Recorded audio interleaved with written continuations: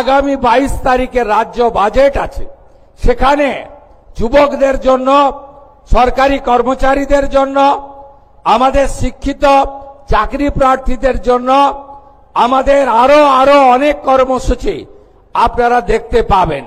যেহেতু বাজেট আছে, আমি তার আগে বলতে পারবো না। অন্নদাতা ভগবান, কৃষক যারা আছেন, কৃষকদের জন্য, তাদের জন্য আমরা কর্মসূচি নিতে চলেছি। আপনারা আমাদের সহযোগিতা করুন এবং আপনারা যে আশা ভরসা নিয়ে আমাদেরকে ক্ষমতায় এনেছেন, আমার কথা মেনে, আমার অনুরোধে সাড়া দিয়ে লক্ষাধিক ভোটে ফলতার বিধায়ককে জিতিয়েছেন এবং আপনারা যে গণতান্ত্রিক অধিকার আমাদের সংবিধান দিয়ে গেছিল, সেই সাংবিধানিক অধিকার পেয়েছেন, সেটাকে মর্যাদা দেওয়ার দায়িত্ব আমার। আমি এসে আগেই বলেছিলাম, মুখ্যমন্ত্রী হওয়ার পরে আমি রাজনৈতিক কর্মসূচিতে দুবার ফলদায় এসেছি, আজকে সরকারি কর্মসূচিতে এসেছি। সেদিনে আমি বলে গেছিলাম, ফলতা আদর্শ বিধানসভা হিসেবে, মডেল অ্যাসেম্বলি হিসেবে আমরা গড়ে তুলব। চাকরি প্রার্থীদের জন্য বিশেষ আপডেট। বড় চমকের অপেক্ষা এবং ধোঁয়াশা। পশ্চিমবঙ্গের লক্ষ লক্ষ চাকরি প্রার্থী এবং যুব সমাজের নজর এখন আগামী 22শে জুনের দিকে। রাজ্যের মাননীয় মুখ্যমন্ত্রী সম্প্রতি একটি বড় ঘোষণা করেছেন। তিনি জানিয়েছেন যে আগামী 22 তারিখে যে রাজ্য বাজেট পেশ হতে চলেছে, সেখানে যুবক যুবতী, সরকারি কর্মচারী, কৃষক এবং পেনশন হোল্ডারদের জন্য বড় ধরনের কিছু কর্মসূচি ও সুখবর আসতে চলেছে। কিন্তু প্রশ্ন হলো, এই বড় চমকের আড়ালে চাকরি প্রার্থীদের দীর্ঘদিনের অপেক্ষা কি মিটবে?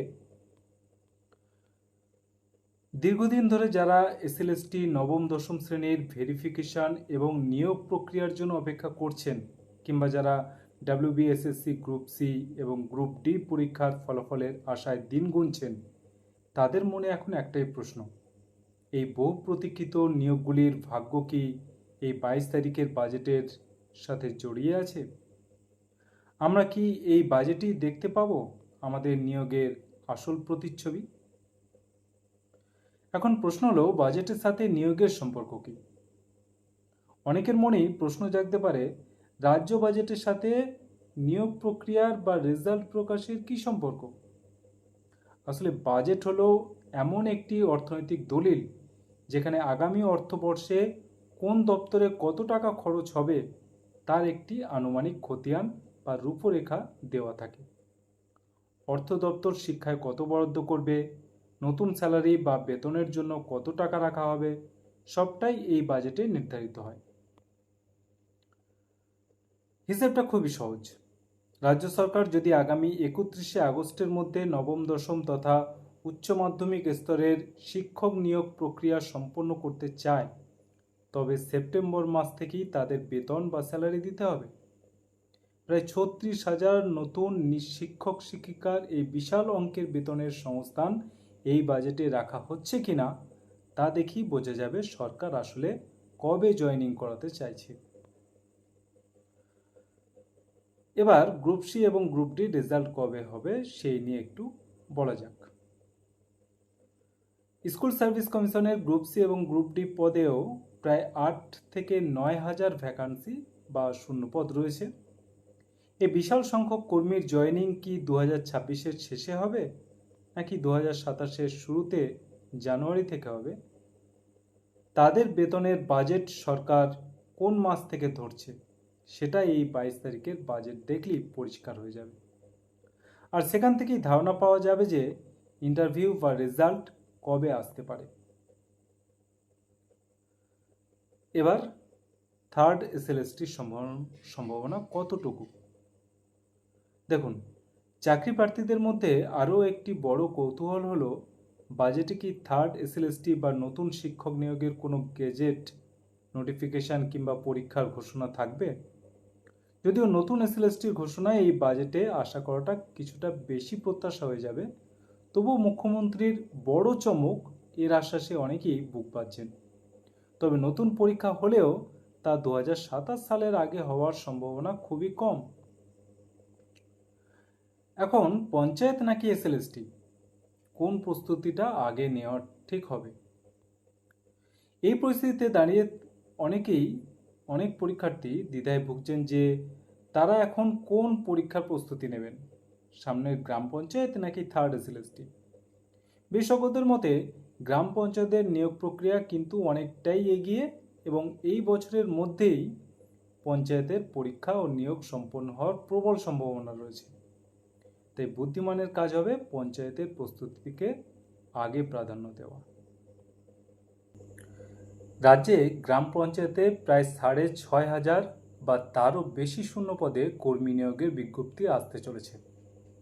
যেহেতু এই পরীক্ষাটি দ্রুত সম্পন্ন হবে, তাই যারা সাধারণ সরকারি চাকরির প্রস্তুতি নিচ্ছেন তাদের এই সুযোগ কোনোভাবেই হাতছাড়া করা উচিত নয়। তবে যারা শুধুমাত্র শিক্ষকতাকেই পাখির চোখ করেছেন তারা অবশ্যই নিজেদের বিষয়ের উপর প্রস্তুতি জারি রাখবেন, কারণ থার্ড এসএলএসটি আজ হোক বা কাল 100% হবেই। এবার পুলিশ ও স্বাস্থ্য দপ্তরে বিশাল নিয়োগের খবর নিয়ে বলি।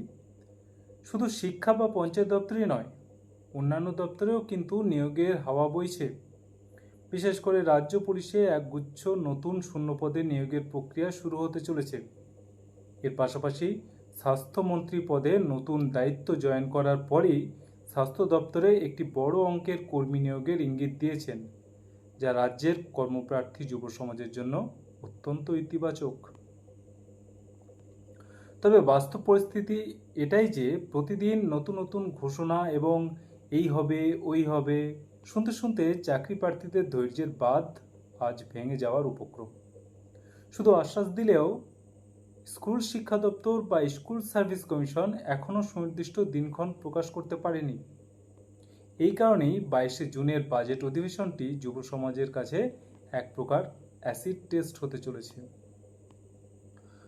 স্কুল সার্ভিস কমিশনের আগের আপডেট অনুযায়ী আইনি ও প্রশাসনিক জটিলতার কারণে জুলাই মাসের আগে কোনো বড় রেজাল্ট বা চূড়ান্ত তালিকা প্রকাশের সম্ভাবনা খুবই কম।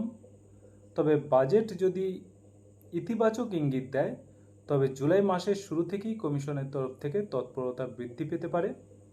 তাই 22 তারিখের পর পুরো চিত্রটা আরও স্পষ্ট হবে। আমাদের করণীয় এবং প্রস্তুতি কি এখন? না, পরিশেষে বলা যায় সরকারি ঘোষণার উপর নজর রাখার পাশাপাশি নিজেদের প্রস্তুতিতে কোনো খামতি রাখা চলবে না। আগামী 22শে জুনের বাজেটে কোন দপ্তরের জন্য কি বরাদ্দ হচ্ছে এবং সরকার নিয়োগ নিয়ে কি রোডম্যাপ দেখাচ্ছে তার নিখুঁত বিশ্লেষণ আমরা নিয়ে আসবো এই চ্যানেলে। তাই চোখ রাখুন, প্রস্তুতি জারি রাখুন এবং পরবর্তী আপডেটের জন্য আমাদের সাথে জুড়ে থাকুন। ধন্যবাদ।